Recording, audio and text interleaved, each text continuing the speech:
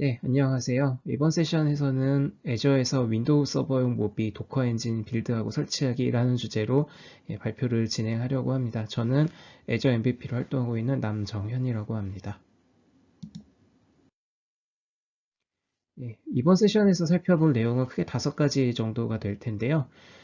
컨테이너 그리고 윈도우 컨테이너 자체에 대해서 혹시라도 익숙하지 않으신 분들이 계실 수도 있겠다고 생각을 해서 간단하게 다시 보는 어떤 내용들이 이제 그 들어있고 기술적으로 어떤 것들이 가능한지에 대해서 살펴보는 간단한 리캡을 준비해 봤고요.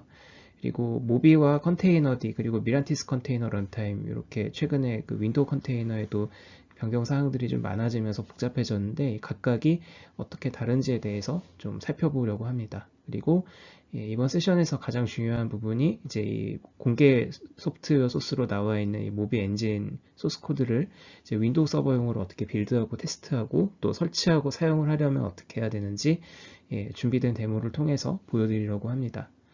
그리고 윈도우 서버 2022가 이제 출시가 된 지 좀 됐죠. 그래서 출시 이후에 이제 어떤 부분들이 윈도우 컨테이너 기술이 이제 개선이 되었는지에 대해서 하나씩 살펴보려고 합니다.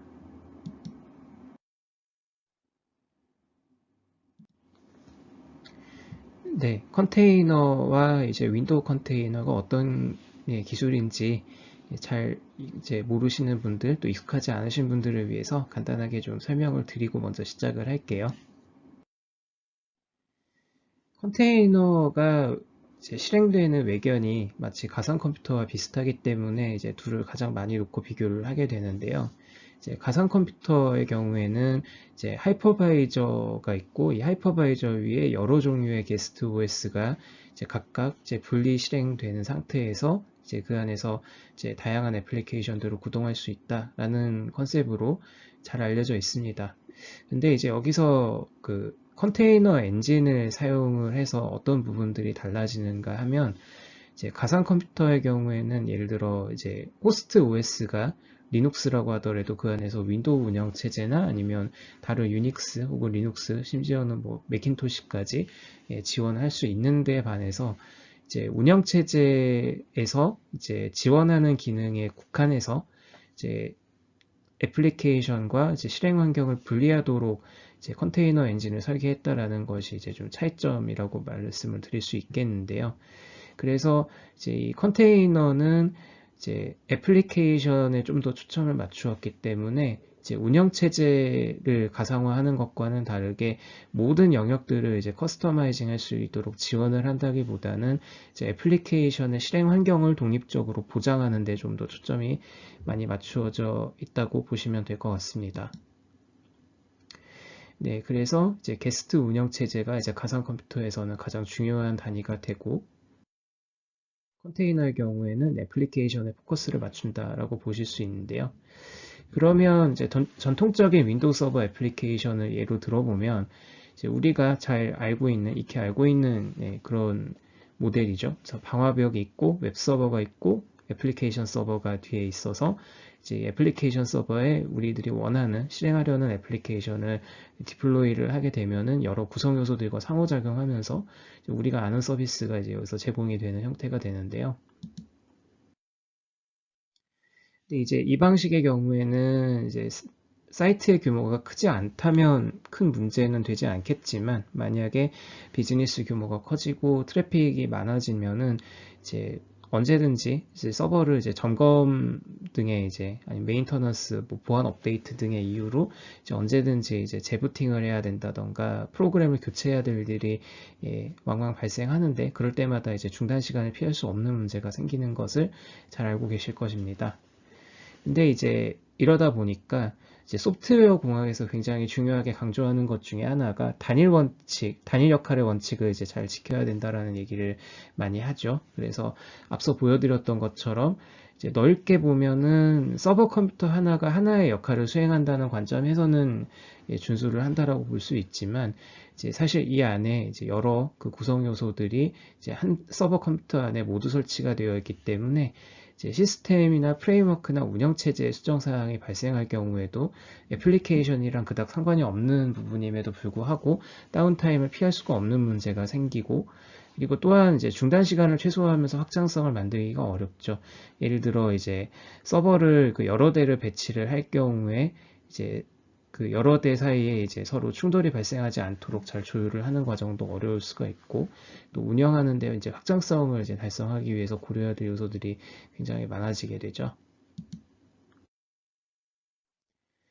예, 그리고 이제 데이터베이스에 대한 접근 제어라던가 이런 것들을 이제 관리하기가 역시 또 어려울 수가 있고, 이제 궁극적으로는 이제 이런 것을 이제 단순히 분리하기만 했다고 해서 되는 것이 아니라 이제 데이터베이스라던가 아니면 다른 구성 요소들을 이제 추가하거나 빼는 과정에 있어서도 이제 컨테이너를 사용하지 않으면 이제 배포를 할 때 여러 가지로 이제 고민해야 될 부분들이 많아지고, 또 설치를 어떻게 했는가에 따라서 이제 시스템의 환경에 영향을 받기 때문에 애플리케이션을 개발할 당시에 실행했던 환경과 실제로 배포가 되는 환경에서 차이가 발생함으로 인해서 여기서 발생하는 어떤 오류라던가 예기치 않았던 어떤 예외 같은 것들 때문에 이제 실제로 디플로이 하는데 비용이 더 많이 들 소지가 있다는 것을 모두들 많이 경험을 하셨을 것으로 알고 있습니다. 이런 부분들을 이제 컨테이너를 이용해서 애플리케이션을 배포할 수 있다면 시스템이나 OS로부터 이제 애플리케이션을 분리를 해서 실행하는 것이기 때문에 이제 형상 관리를 할 때 이제 시스템이나 OS의 버전에 영향을 받지 않고 이제 지정된 시스템 OS 이미지를 정확하게 버전을 선택해서 사용할 수가 있기 때문에 예, 컨테이너가 이제 그 안에 담겨 있는 애플리케이션이 개발자가 이제 개발 과정 중에 만들었던 이미지가 이제 실제 프로덕션 환경에서 그대로 돌아갈 수 있다는 것을 이제 보장을 할 수가 있기도 하고요.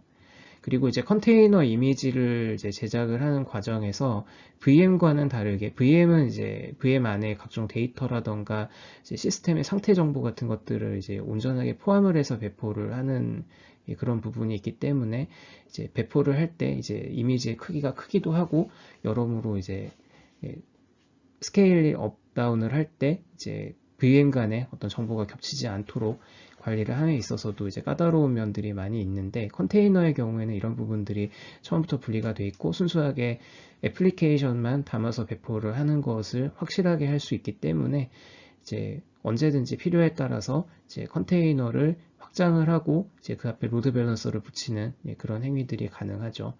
그리고 이제 이미지의 크기가 VM 이미지에 비해서 압도적으로 작기 때문에 이제 레지스트리 서버를 이용을 해서 여러 배포처를 쉽게 공유할 수 있다는 이점도 있습니다. 이제 컨테이너와 VM의 이제 일반적인 차이점과 컨테이너의 장점에 대해서 말씀을 드렸는데, 윈도우 컨테이너는 그러면은 어떻게 구성이 되어 있냐라는 걸 잠깐 보면 좋을 것 같습니다. 이제 윈도우 컨테이너의 경우에는 이제 HCS, 호스트 컴퓨터 서비스와 HNS라고 하는 그런 이제 시스템 구성 요소를 이용을 해서 이제 프로세스들을 이제 격리를 하고 자원들을 격리해서 공유할 수 있도록 만드는 것이 특징입니다. 근데 이제 여기 보시면 시스템 프로세스와 이제 컨테이너 관리에 대한 부분들이 이렇게 호스트 유저 프로세스라고 하는 단위로 존재를 하게 되고, 이제 여기 위에 올라가는 스택으로 이제 윈도우 서버 컨테이너가 이제 여러 개가 배치가 될 겁니다. 이제 컨테이너 안에는 이제 시스템 프로세스가 존재를 할 것이고, 그리고 애플리케이션 프로세스가 이제 여러 개 존재를 할 겁니다. 그리고 이 모든 걸 이제 지탱을 하는 것이 이제 윈도우 커널과, 그리고 만약에 이제 윈도우 서버 자체를 하이퍼바이저 위에서 돌린다면 그 아래에는 이제 하이퍼V 하이퍼바이저가 이제 배치가 되겠죠. 그리고 이제 컨테이너 이미지의 경우에는 이런 식으로 레이어링이 되어 있습니다. 그래서 가장 기본이 되는 이미지 OS는 이제 윈도우 서버 이미지가 이제 마이크로소프트 서버로부터 제공이 되고, 이제 이 위에 IIS를 설치한 레이어 한 조각, 그리고 여기에 여러분의 애플리케이션 혹은 웹사이트를 이제 담은 레이어가 이제 한 조각, 이런 식으로 이제 층층이 이제 쌓여서 이제 실제로 이미지를 전달할 때에는 이제 각각의 이미지 이제 계층별로 이제 해시값을 계산을 해서 이제 해당되는 누락된 이미지 해시값만 찾아서 그 부분에 레이어만 다운로드를 받고 이제 전달하는 구조로 이제 빠르게 이미지를 배포할 수가 있게 되고요. 각각의 이미지 콘텐츠에는 이제 쉽게 생각할 수 있는 파일과 폴더의 내용뿐만이 아니라 이제 레지스트리 정보도 이 안에 같이 포함이 되어 있습니다. 그래서 예를 들어 어떤 애플리케이션을 컨테이너로 배포하는 과정에서 단순히 파일만 들어가는 것이 아니라 시스템 설정이라든가 레지스트리 같은 것도 같이 입혀서 보낼 수가 있다라고 보시면 될 것 같습니다. 예, 그러면 이제 윈도우에서는 컨테이너 이미지 빌드를 어떻게 하느냐? 예, 리눅스 컨테이너와 다르지 않습니다. 그래서 도커 빌드 명령 이용해서 빌드하는 것도 같고요. 도커 파일 이용하는 것도 같습니다. 그래서 이제 도커 빌드 명령으로 이제 이미지를 로컬 캐시에 저장을 하고 이제 이것을 도커 레지스트리 혹은 도커 허브에 이제 보내게 되면은 쉽게 공유가 가능한 구조죠. 그래서 예를 들어 IIS 컨테이너를 하나 만들고 싶다라고 하시면 이런 식으로 베이스 이미지를 이제 지정을 해주시고 그 다음에 IIS 구성 요소를 설치를 하도록 지시를 합니다. 그리고 이제 이 IIS 이미지도 직접 만들 수 있지만 이제 미리 잘 만들어져 있고 최적화가 잘 된 이미지를 또 MS에서 제공하는 것이 있는데 이것을 이용해서 베이스 이미지에다가 이제 inetpub 이제 따따따 루트 디렉터리 밑에 내 HTML 파일을 하나 추가를 할 수도 있겠죠. 네, 그래서 이제 여기까지는 굉장히 포멀한 윈도우 컨테이너와 컨테이너 자체에 대한 이야기를 좀 해봤는데, 예, 최근에 굉장히 큰 변화들이 많이 있었습니다. 우선 이제 여지껏 알려져 왔던 것처럼 이제 도커는 이제 엔터프라이즈 에디션과 커뮤니티 에디션으로 이제 각각 이제 제공이 되어 왔었는데 이제 둘 다 무료였었어. 정확하게는 도커 커뮤니티 에디션은 무료였고 도커 엔터프라이즈 에디션은 이제 마이크로소프트 윈도우 서버 대상으로는 이제 윈도우 서버를 사용하고 있다면 이제 쉽게 무료로 받아서 설치할 수 있도록 라이선스가 같이 제공이 되는 형태로 이제 구성이 되어 있었습니다. 그런데 안타깝게도 이 두 가지 모두가 이제는 유효하지 않게 됐고요. 예, 올해부터는 이렇게 보셔야 될 것 같습니다. 그래서 도커 엔터프라이즈라고 불리던 이 제품은 올해 연말까지만 이제 마이크로소프트에서 도커 엔터프라이즈 윈도우 서버 버전을 제공을 하지만 그 이후에는 단순 제공만 하고 더 이상 업데이트를 제공하지 않을 계획이라고 합니다. 뒤에서 다시 살펴볼게요. 지금은 그래서 여기에 대한 대안으로는 미란티스 컨테이너 런타임을 이제 유료로 라이선스로 구입을 해서 사용하는 것을 권장을 하고 있습니다. 그리고 이제 도커의 경우에는 최근에 유료화로 이제 많이 시끌시끌했는데 도커 커뮤니티 에디션을 대신해서 도커 데스크탑의 이제 맥 버전과 윈도우 버전이 출시가 됐고 그리고 이제 여기에는 말씀드리진 않았지만 WSL이나 실제 리눅스 환경에서는 이제 돈을 내고 도커를 쓰는 것이 아니라요. 그냥 도커 엔진 오픈소스로 되어 있는 패키지를 갖다가 바로 설치할 수 있도록 되어 있죠. 그래서 이처럼 이제 도커 엔터프라이즈 부문은 이제 미란티스로 매각을 했고 그리고 기존 도커 데스크탑 제품은 이제 수익화를 위해서 이제 이렇게 유료로 이제 제품을 만들고 도커 허브와 같이 패키지 상품으로 묶어서 팔기 시작을 하는 그런 큰 변화를 맞이하게 됐습니다. 당연히 이제 이런 형태가 되다 보니까 실무에서 도입을 할 때에도 비용상의 이제 고민이 많이 늘어날 수밖에 없는 그런 문제를 맞이하게 됐죠. 그래서 이제 마이크로소프트가 제공하던 도커 엔터프라이즈는 어떻게 되는 것이냐 이제 관련된 기사들, 아티클들을 좀 찾아보니까 우선 이제 마이크로소프트에서는 미란티스로 이제 기술 지원 그 계획 서비스를 이제 넘길 계획이다라는 이제 얘기를 어나운스먼트를 발표를 했었고요. 그리고 2022년 이제 9월부터는 더 이상 이제 마이크로소프트가 직접 이제 도커 엔터프라이즈 버전을 직접 제공하지 않고 미란티스로부터 이제 받을 것을 사용자들에게 고객들에게 안내를 하고 있는 것도 보실 수 있습니다. 그래서 이제 여기에 대한 이제 솔루션으로 마이크로소프트에서 제공하는 것은 이제 미란티스사로부터 이제 엔터프라이즈 제품에 대한 것을 이제 라이선스를 구매를 해서 이용하시거나 아니면 쿠버네티스 기반으로 이제 도커 수험을 이제 전환을 할 것을 이제 권장하고 있는 것을 볼 수 있습니다. 그리고 이제 만약에 계속해서 이제 오픈소스 버전의 이제 모비 프로젝트를 사용하기 원한다면은 직접 소스를 빌드해서 사용할 수도 있다. 다만 이제 미란티스 컨테이너 런타임으로 엔터프라이즈 기능이 이관됐기 때문에 이제 일부 고급 기능들은 이제 더 이상 제공하지 않으니 이 경우에는 반드시 구매를 해야 된다라고 네, 언급을 하고 있는 것을 볼 수 있습니다. 네, 그래서 이제 만약에 내가 실무에서 이제 이런 부분들을 다 케어를 하기가 어렵다. 어쨌든 지금 사용하고 있는 이제 도커 엔터프라이즈 윈도우 컨테이너 런타임을 이제 지장 없이 계속해서 지원을 받으면서 사용을 해야 된다라고 하신다면은 당연히 이제 미란티스 컨테이너 런타임으로 전환을 하는 것이 정답이라고 볼 수 있습니다. 근데 다만 이제 원한다고 해서 아무렇게나 이제 막바로 들어갈 수 있는 것은 아니고요. 이제 초기 9개 노드까지는 이제 2023년 말일까지는 이제 무료로 별도로 지원 없이 사용할 수 있다. 그러니까 기술 지원을 받지 않은 조건으로 무료 사용이 가능하다. 그리고 별도 신청을 해서 기본 구독을 사용할 수 있다라고 돼 있고요.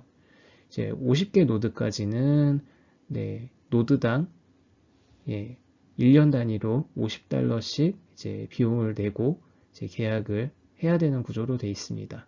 그런데 만약에 이제 50노드 이상이 되는 경우에는 이제 별도로 영업팀과 이제 상의를 해야 된다라고 되어 있고요. 이제 이와 같이 소규모로 운영하는 경우라면 크게 문제가 되지는 않을 수 있겠지만 대규모로 운영해야 된다면 투자 비용도 이제 많이 늘어날 수밖에 없는 문제를 안고 있습니다. 네, 그래서 이제 여기에 대한 대안으로 오늘 얘기 드리려고 하는 것은 이제 모비 소스 코드로 윈도우 서버 엔진을 그래서 어떻게 빌드하는지에 대해서 구체적인 방법을 살펴보려고 하는 것입니다. 그런데 이제 한 가지 짚고 넘어가야 될 게 있는데요.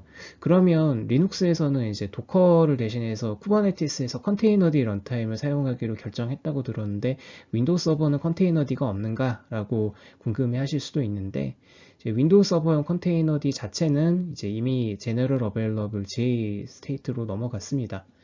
그런데 이제 도커와는 다르게 컨테이너D는 이제 아시겠지만 모두 그 기존의 도커에 한데 묶여져 있던 빌드라든가 뭐 스토리지 기능이라든가 이런 것들이 다 이제 개별 오픈소스 프로젝트로 이제 쪼개지면서 이제 저장소나 네트워크 이미지 빌드 등의 이제 기능들도 이제 같이 윈도우 서버를 지원하도록 그렇게 기능 개발이 이제 진행이 됐어야 했습니다. 이 중에서도 가장 좀 크리티컬한 것이 바로 이미지를 빌드하는 부분에 관한 건데 이 빌드킷이 이제 원래는 컨테이너D를 활용을 해서 이미지 제작을 처리하는 도구인데 이것을 이제 윈도우 서버로 옮기면서 기존의 도커와는 이제 동작 방식이 달라지는 부분들이 있다 보니까 이제 빌드킷 자체에 이제 관련된 플리 퀘스트 하나가 새로 들어갔었는데 이게 이제 법적인 문제, 베이스 이미지에 관련된 이제 마이크로소프트사의 이제 견해 그리고 법적인 어떤 저작권 부분상의 이제 이슈가 없는지를 점검하는 과정에서 한 1년 이상 지금 플리 퀘스트가 이제 처리되지 못하고 계류되어 있는 상태입니다. 그래서 이 부분이 이제 해소가 되게 되면 이제 본격적으로 이제 윈도우 서버에서도 리눅스처럼 컨테이너D를 메인으로 사용하는 그런 컨테이너 시나리오를 이제 구현할 수 있을 것 같은데요. 아직까지는 그렇지 못한 점이 있습니다. 그래서 일단은 윈도우즈용 도커가 당분간은 계속해서 필요할 전망이라고 보셔야 될 것 같습니다. 즉 윈도우에서는 이제 도커로 이미지 빌드를 하고 실행은 컨테이너D를 통해서 할 수도 있다라고 이해하시면 적절할 것 같습니다.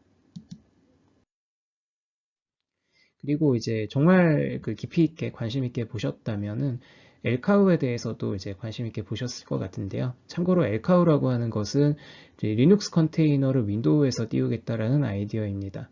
한참 열심히 개발이 되고 있었는데 이제 결과적으로는 개발자 시나리오에서는 도커의 이제 윈도우 컨테이너 엔진이 리눅스 컨테이너를 지원하게끔 하는 것보다는 WSL에 이제 전체 리눅스 커널을 탑재를 한 유틸리티 컴퓨팅 기능을 내장시키는 편이 조금 더 이제 범용성 있고 활용성도 뛰어나다라고 판단을 해서 개발자 시나리오 차원에서도 이제 엘카우의 필요성이 낮아졌고 이제 쿠버네티스 관점에서는 이제 윈도우 노드가 리눅스 노드를 지원하게끔 이제 유니버설하게 동작을 하는 것도 나쁘진 않겠으나 이제 어떻게 보면 이제 쿠버네티스의 이제 관리적인 측면에서 그리고 그걸 이제 리눅스 이제 커널을 지원하는 부분에 있어서 이제 미처 이제 계산하지 못했거나 버전 차이가 발생함으로 인해서 이제 시스템상의 혼선이 있을 수도 있기 때문에 이런 부분들을 고려를 해서 결과적으로 이제 엘카우에 관련된 그런 기능들은 완전히 지금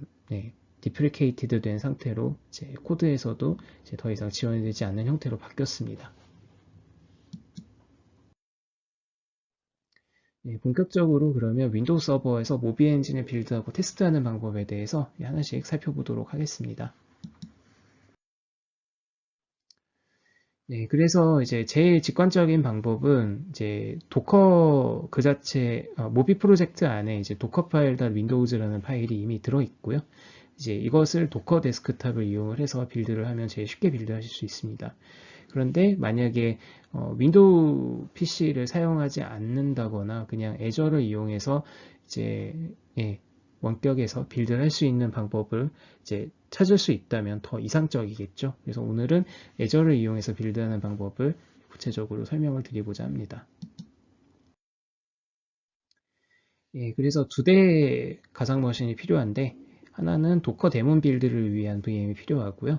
이제 여기서는 이제 도커 데스크탑을 윈도우 서버 2022 그 데스크탑 경험을 내장시킨 풀 버전 위에 설치를 해서 하이퍼V 백엔드를 이용해서 설치를 할 겁니다. 그런데 이제 하이퍼V를 사용을 하려면 중첩 가상화가 이제 필요한데 이제 뒤에서도 보여드리겠지만 이제 3세대 이후 출시된 VM이 반드시 필요합니다.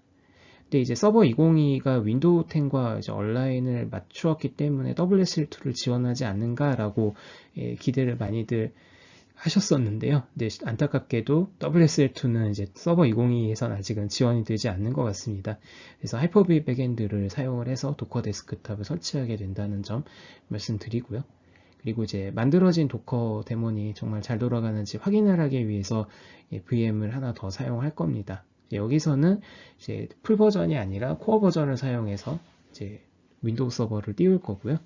이제 도커 데몬과 CLI 도구가 잘 작동하는지 그리고 간단하게 IIS 서버가 이제 잘 동작하는지도 이제 확인할 거고 여기서는 이제 중첩 가상화를 사용하지 않을 겁니다. 참고로 중첩 가상화에 대해서 좀 얘기를 하면요. 기본적으로 이제 애저는 이제 이렇게 데이터 센터 안에 입주되어 있는 그 여러 그 노드 호스트 컴퓨터들이 있고 이 호스트 컴퓨터에서 이제 자원을 효율적으로 활용하기 위해서 이제 하이퍼바이저를 이용을 해서 여러 대 정말 많은 대수의 이제 VM들을 이제 동시에 이제 주문에 맞추어서 생성을 하고 이제 외부에서 접속할 수 있도록 이제 연결시켜주는 그런 작업들을 하고 있는 겁니다. 그래서 이 그림 자체는 서버 2016 기준이지만 당연히 이제 새 버전의 이제 운영체제가 지금은 안에서 구동 중일 것이고요. 이렇게 해서 VM을 만들면 그 VM 안에는 이제 기본적으로 버추얼 CPU가 이제 탑재가 된 상태로 들어가게 되죠. 정확하게 CPU를 나누어서 버추얼 CPU를 이제 들어가게 한 상태일 텐데, 근데 이제 기존까지는 이제 3세대 이전까지는 가상 CPU 하나를 만들면 더 이상 그 안에서는 게스트 VM을 만들 수가 없었습니다. 그런데 이제 3세대 이후부터는 이렇게 중첩으로 이미 가상화된 그 머신 안에 추가로 가상 컴퓨터를 만들 수 있는 그런 기능이 이제 본격적으로 들어가게 됐습니다. 네, 이 부분이고요. 그래서 이제 애저를 비롯해서 이제 주요 퍼블릭 클라우드 업체들이 제공하는 것들이 대부분은 다 이렇게 가상 머신 위에 올라가 있는 경우가 많습니다.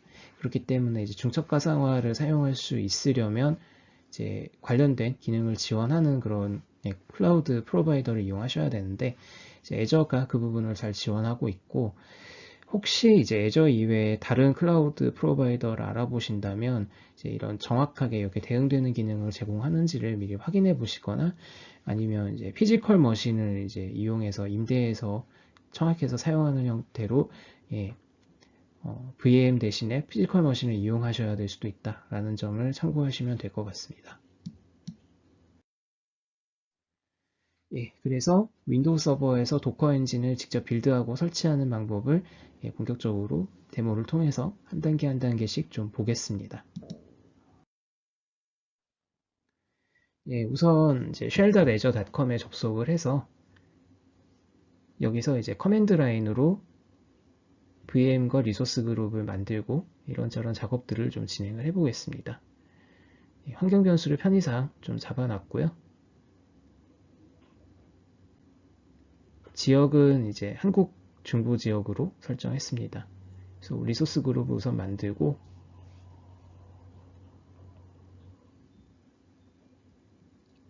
VM이 이제 어떤 사이즈가 이제 이 지역에서 제공이 되는지를 좀 살펴보겠습니다. 여기서는 가장 이제 최신으로 나왔던 5세대 VM 중에 이제 적당한 걸 하나 골라볼 텐데요. 굉장히 많이 지원이 되고 있습니다. 이 중에서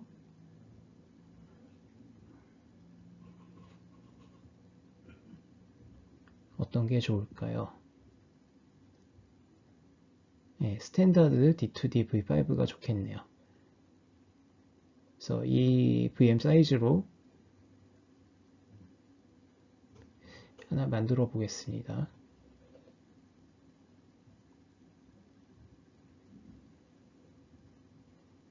예, 윈도우 서버 로그인 할 때 쓰는 암호 입력하라고 나왔고 VM을 만들어서 예, 정보가 나왔으니 이제 IP 주소를 한번 확인해 보겠습니다. 예, IP 주소가 나왔네요. 이 주소로 복사를 해서 기본적으로는 이제 터미널 그 클라이언트로 접속을 할 수가 있죠. 그래서 IP 주소 대입해서 넣습니다. 그 다음에 Azure 유저라고 아이디를 지정했고 암호까지 입력하겠습니다.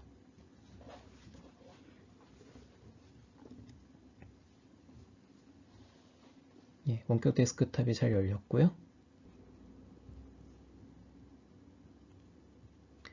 네, 이제 윈도우 서버 2022 바탕화면이 나타난 것을 보실 수 있습니다.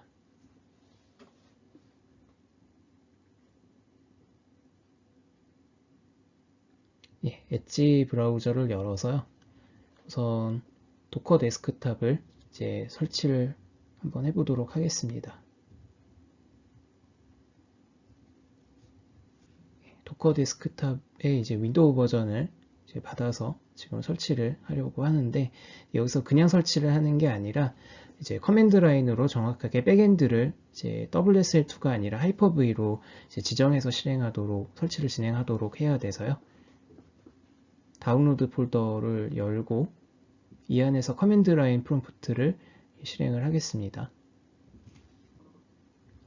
네, 그래서 파워쉘로 정확하게 이제 실행을 하도록 커맨드 라인을 바꾸고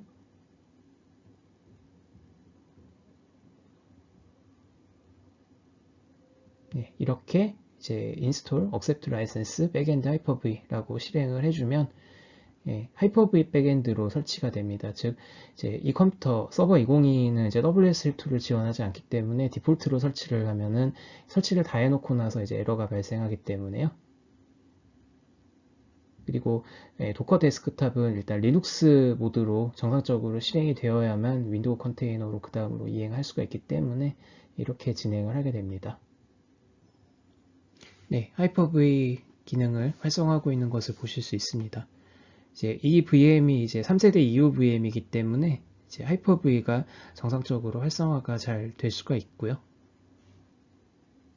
네, 설치가 다 됐고 재시작을 하겠습니다.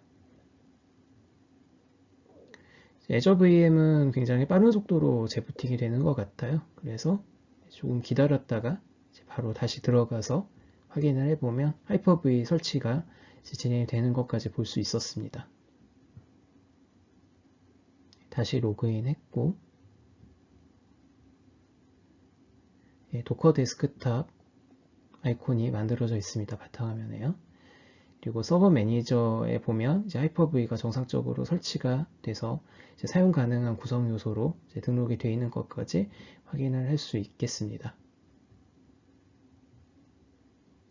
하이퍼V 역할이 잘 나타났고 그리고 도커 데스크탑이 자동 시작이 되게끔 돼 있어서 조금 기다리면 이렇게 대시보드 화면 나타납니다. 여기서 이제 윈도우 컨테이너로 꼭 전환을 해주셔야 되고요.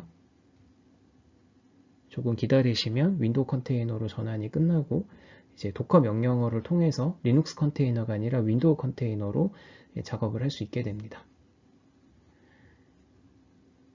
그래서 윈도우 서버 지금 이 2022 이미지랑 이제 페어를 맞추어서 서버 코어 이미지를 베이스 이미지를 먼저 다운로드를 받겠습니다. 참고로 이미지 다운로드 받는 과정이 굉장히 좀 오래 걸릴 수 있으니까 잘 기다리셔야 되고요. 그 다음에 테스트를 위해서 IP 주소를 확인하는 웹 서비스로 이제 열어보니 이제 IP 주소도 잘 나왔습니다. 네트워크가 안에서 잘 돌아가고 있고요. 그 다음에 이제 초콜라떼 패키지 매니저를 통해서 이제 깃을 설치할 겁니다. 이제 깃 소스 코드를 받을 거기 때문에 꼭 필요하고요. 그래서 초콜라떼 org 인스톨에 들어가셔서 명령어를 저 한 줄만 입력을 하면 자동으로 초콜라떼 패키지 매니저가 한 번에 설치가 됩니다. 설치를 완료한 후에는 새로운 터미널 창을 다시 열어주셔야 경로가 반영이 됩니다. 여기서 다시 새 창을 열고 초코 인스톨 git-y로 입력을 하면은 이제 UI 없이 자동으로 이제 git 커맨드 라인 툴이 알아서 설치가 되게 됩니다. git 설치가 끝났고 이것도 바로 인식이 안 돼서 한번 나갔다가 새 터미널 창 다시 열어볼게요.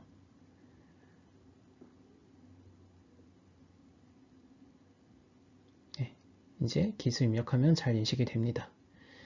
이제 이 git 리포지터리를 그 모비, 그 도커의 오픈소스판 리포지터리를 이제 받아와야 되는데 github.com/mobi/mobi로 들어가면 우리가 원하는 소스코드 리포지터리가 바로 나옵니다. 코드 버튼 눌러서 저 주소를 복사를 하고 git 클론 한 다음에 주소를 넣습니다. 그러면 이제 저 리포지터리에 있는 모든 소스코드와 이력들이 이제 한 번에 동기화가 이루어지게 되고요. 프로젝트 자체가 워낙에 히스토리가 깊고 데이터가 많기 때문에 다운로드 속도가 조금 걸릴 수 있습니다. 다 됐고 모비 디렉터리로 들어가서 어떤 태그들이 있는지 좀 보겠습니다. 출시하는 버전마다 이렇게 태그를 붙이기 때문에 쉽게 버전들을 확인할 수 있고요. 가장 최신 버전을 하나 골라서 저 태그로 전환을 해보겠습니다. git checkout text / 이제 버전 번호를 붙이면 지금 들어있는 소스 코드를 이제 저 버전 기준으로 다시 변환을 시켜줍니다.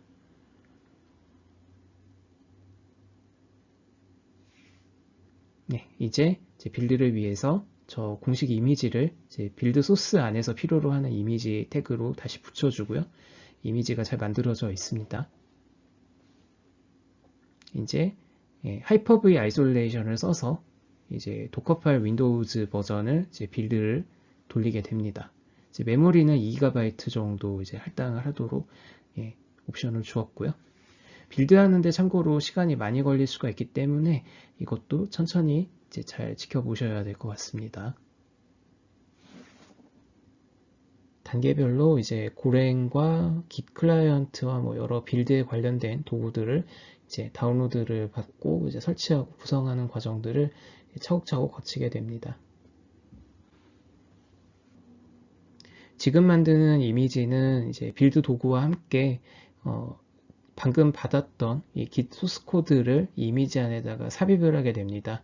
이제 그렇게 해서 이 컨테이너를 실행을 할 때 적절한 인자를 지정을 해주면 원하는 버전의 이제 도커 이미지를 이제 컨테이너를 실행하는 형태로 해서 이제 빌드를 하고 이것을 이제 원하는 도커 .exe 파일과 도커 .exe 파일을 도커 cp 명령을 이용을 해서 바깥으로 이제 꺼내오게 된다라고 보시면 될 것 같습니다.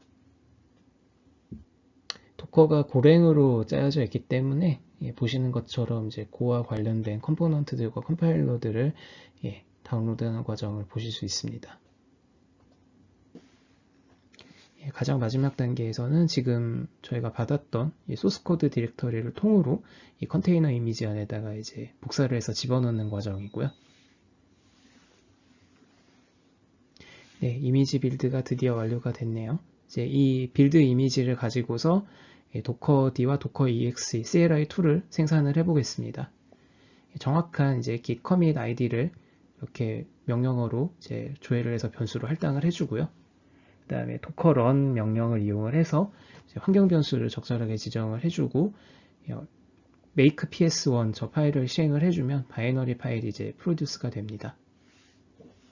네, 빌드가 잘 끝났다는 결과로 보입니다. 그 다음에 docker cp 명령을 이용해서 docker d와 docker cli2를 이제 이 서버 호스트 디렉터리로 카피를 하겠습니다. 네, 잘 카피가 됐고 실행도 잘 되는지 간단하게 명령어를 이렇게 마이너스 버전으로 주면 실행이 잘 되는 것을 볼 수 있습니다. 두 개 파일 모두 정상적으로 실행되고요. 이제 이 폴더의 창을 미리 열어두겠습니다. 네, 지금부터는 이제 모비 엔진 빌드한 것을 이제 실제로 설치하고 사용하는 방법에 대해서 살펴보도록 할 텐데요. 마찬가지로 이제 VM을 새로 하나 만들겠습니다. 그 전에 환경 변수를 적당히 잡아주고요. 이번에는 어떤 이미지들을 사용할 수 있는지를 좀 더 잘 봐야 되는데요. 서버 코어 이미지에 해당하는 것들이 굉장히 많이 있습니다.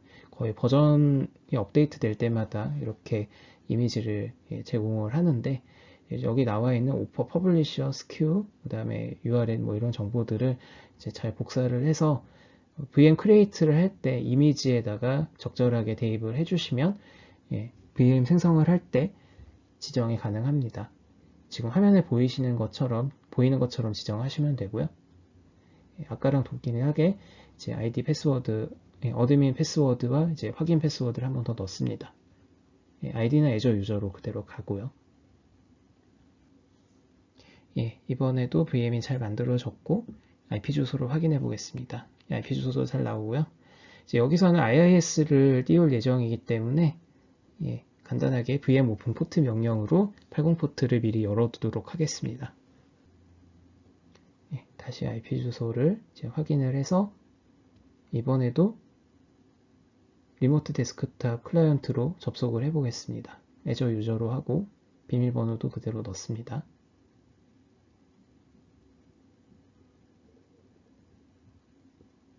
서버 202의 코어 버전부터는 이제 처음부터 바로 sconfig2를 띄우도록 그렇게 구성이 되어 있습니다. 그래서 커맨드 라인이 아니라 이제 인터랙티브 화면부터 먼저 나오게 되고요.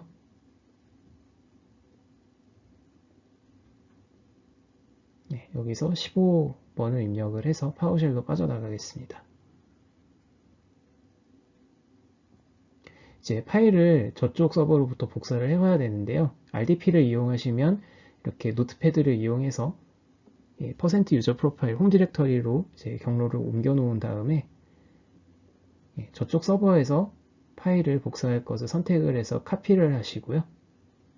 우리가 복붙 할 때 쓰는 그 기능 그대로 이용하시면 됩니다. 카피를 해서 이제 이곳에서 페이스트를 누르게 되면 저 RDP 세션 간의 파일을 이제 주거니 받거니 하는 게 자유롭게 됩니다. 얼마나 복사가 되고 있는지 보면 복사가 잘 되고 있네요.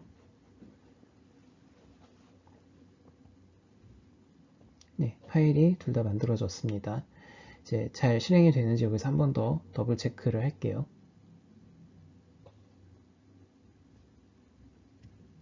잘 실행이 되고 있는 것을 볼 수 있습니다.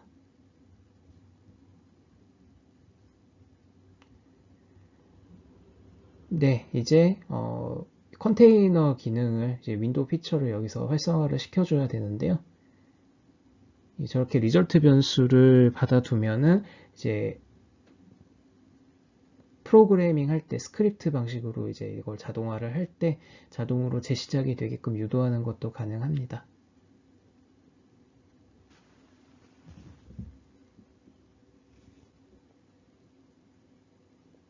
이제 서버를 한번 재시작을 시켜줄 거고요. 마찬가지로 이제 금방 재부팅이 끝납니다. 조금 기다렸다가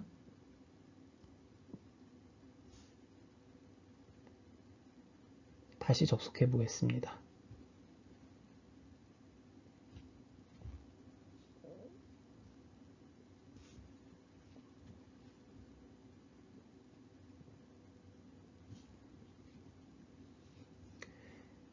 이제 방금 가지고 온 도커 파일들을 이제 프로그램 파일즈 밑에 도커 디렉터리에다가 이동을 시키겠습니다.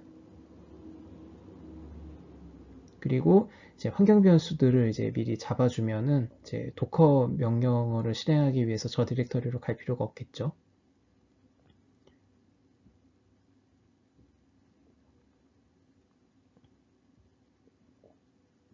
네, 설정이 다 끝났고 도커 데모는 이제 서비스로 등록하기 위해서 저렇게 레지스터 서비스라고 인자를 주면 자동 등록이 됩니다. 그리고 서버가 재부팅 되더라도 알아서 시작되게끔 도커 서비스에 오토매틱 스타트 설정을 걸고 서비스를 시작을 하겠습니다. 네, 이제 잘 된 것 같고요. 서버 코어 이미지를 여기도 풀을 한번 하겠습니다. 네, 잘 받아지고 있네요. 여기서도 이제 컨테이너를 한번 실행을 해 보겠습니다. 네, 잘 실행되고 IP 주소와 네트워크 통신도 잘 되는 것을 볼 수 있습니다.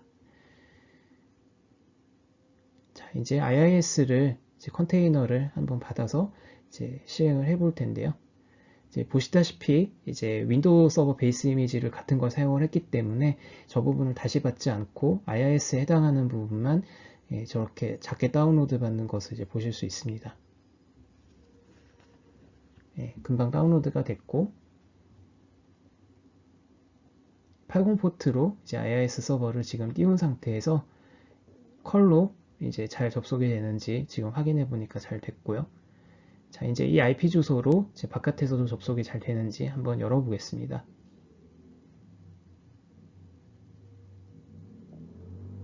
방금 입력했던 IP 주소를 이제 웹 주소로 고치기만 하면 접속이 잘 될 것 같은데요. 정확하게 80까지 지정하면 이렇게 접속이 잘 되는 것을 볼 수 있습니다.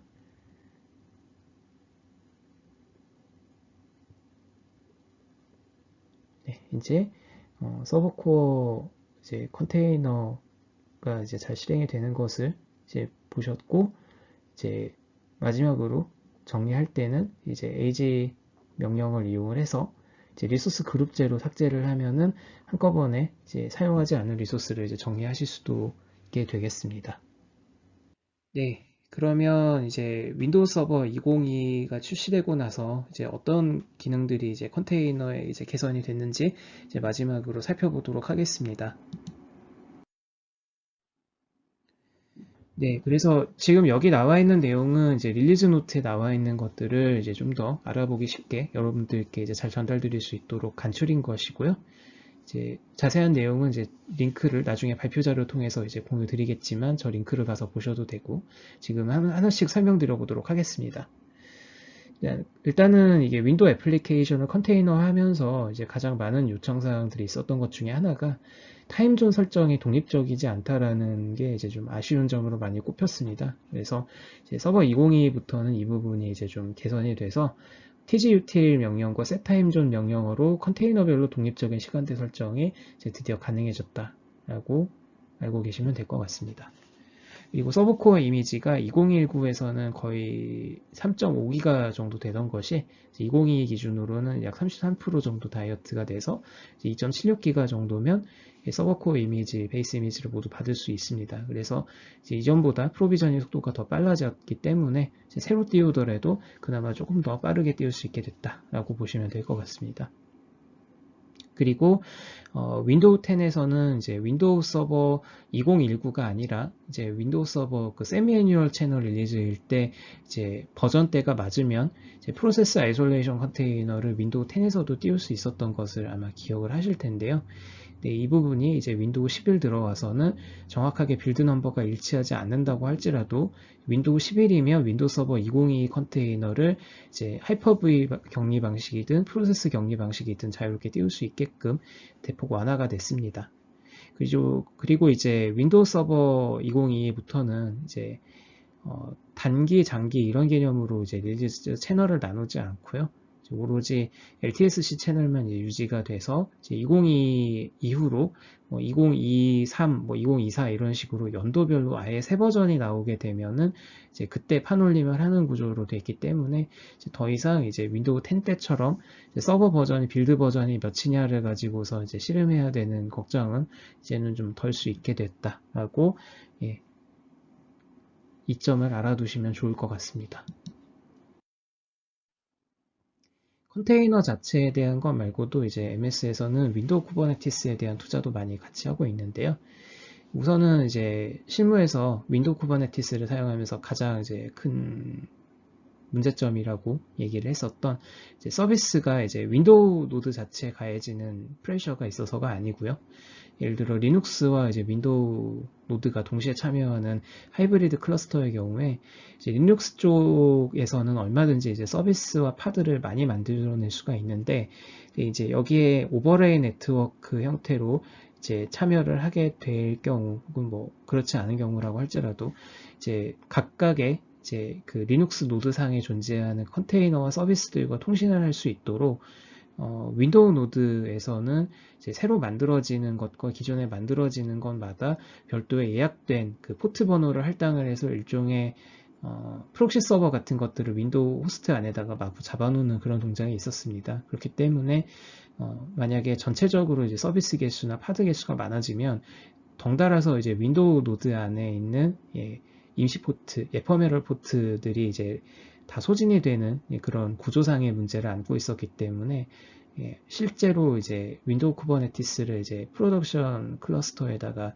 붙여서 사용하기에는 굉장히 좀 곤란한 상황이 많이 있었습니다. 그 부분이 드디어 이제 해소가 된 것 같고요. 그 외에도 이제 하이퍼V 가상 스위치와 CNI와 HNS 사이에 이제 복잡한 어떤 관계들이 이제 구현이 되어 있는 것들이 있는데 이게 좀 더 배틀 테스티드 된 상태로 좀 더 안정성 있게 많이 개선이 됐다라고 알아두시면 될 것 같습니다. 그리고 이제 앞서 말씀드렸다시피 컨테이너D의 이제 윈도우 서버 버전이 정식으로 출시가 돼서 이제 컨테이너D는 도커와는 다르게 HCS의 새 버전의 API를 사용하도록 되어 있습니다. 그래서 전에는 이제 디렉터리 단위로만 이제 마운트를 할 수 있었다 그러면 이제는 파일 단위로 마운트하는 것도 가능하고 그 외에 이제 리눅스 컨테이너에서 기대할 수 있었던 기능 중에 윈도우에서는 안 되던 것들이 이제 많이 가지고 와져서 이제 기능이 구현될 수 있게 바뀌었습니다. 그리고 이제 오버레이 네트워킹과 이제 L2 브릿지 네트워킹을 위해서 뭐 DSR 지원도 이제 강화가 돼서 이제 오버헤드 없이 이제 좀 더 가속화된 그런 쿠버네티스 내부 네트워크를 이제 구현할 수 있게 됐다. 그런 점을 들 수 있겠습니다. 그 외에도 이제 액티브 디렉터리와 좀 더 사이좋게 지낼 수 있도록 GMSA에 대한 기능이 새로 추가가 되기도 했고요. 그리고 리눅스 컨테이너와 마찬가지로 IPv4, IPv6를 동시에 지원할 수 있게 됐습니다.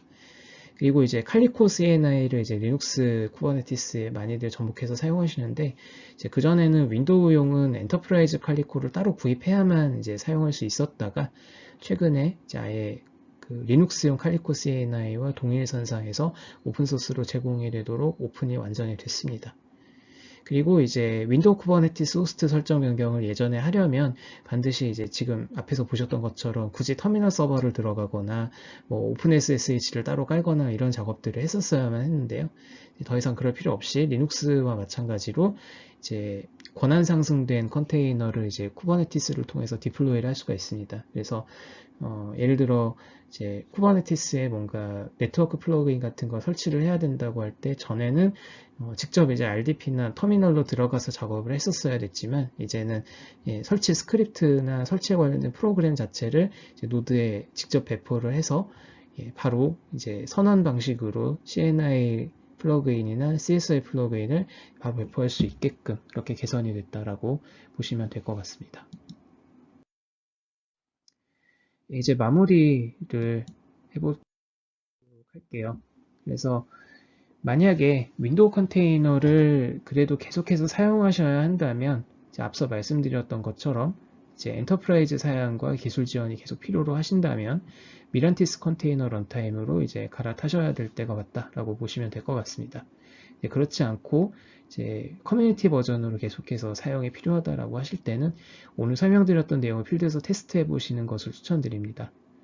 그리고 쿠버네티스로 넘어가는 것을 염두에 두고 계신다면 윈도우 쿠버네티스에 관련해서는 이제 여러 그 퍼블릭 클라우드 환경에서 모두 다 이제 지원을 하기 시작을 했습니다만, 네, 그래도 가장 이제 검증돼 있고 윈도우 서버와 이제 가장 잘 동작한다라고 보장할 수 있는 것은 당연하게도 이제 마이크로소프트가 운영하는 AKS 위에서 돌아가는 게 이제 가장 안정적인 것이다라고 생각할 수가 있겠죠. 그래서 AKS를 사용하시거나 아니면 AKS 엔진이라고 해서 이제 AKS의 이점은 일부 놓는 대신에 좀 더 실험적이고 이제 강하게 이제 공격적으로 AKS를 이제 실험해보기 위한 용도로 이 오픈소스 툴킷을 이용해서 매뉴얼로 AKS 클러스터를 구축하실 수도 있으니까요. 활용해 보시면 좋을 것 같습니다. 그리고 도커 엔진은 이제 모비소스로부터 빌드를 할 수 있다라는 점 오늘 데모 영상을 통해서 충분히 많이 보여드린 것 같고요. 이제 만약에 개발자용 애저 구독을 사용 중이시라면 오늘 보여드렸던 것은 이제 윈도우 10이나 11 VM을 이제 일반 애저 구독에서 사용할 수 없기 때문에 여기서 도커 데스크톱을 어떻게 이용할 수 있는지를 보여드리느라 다소 복잡했던 면이 좀 있습니다만, 어쨌든 개발자용 애저 구독에서는 그냥 윈도우 10 VM을 사용하시면 간편하다라는 점 기억해 두시면 될 것 같고요. 그리고 중요한 부분 3세대 이후 VM을 꼭 사용하셔야 합니다. 이제 그렇지 않을 경우 이제 아까 그 하이퍼V 컨테이너를 만드는 부분에서 제대로 동작하지 않을 것이고요. 하이퍼V 컨테이너가 아니라 프로세스 컨테이너로 띄워서 빌드를 할 수도 있다라고 돼 있었는데, 제가 이번 발표를 준비하는 과정에서 테스트 해봤었을 때는 잘 작동하지 않았었습니다. 그래서 하이퍼V를 어떤 형태로든 이제 꼭 사용하시게 될 거다라는 가정을 가지고서 최신 세대 VM을 사용하는 것을 추천을 드립니다. 제 발표는 여기까지고요. 들어주셔서 감사합니다.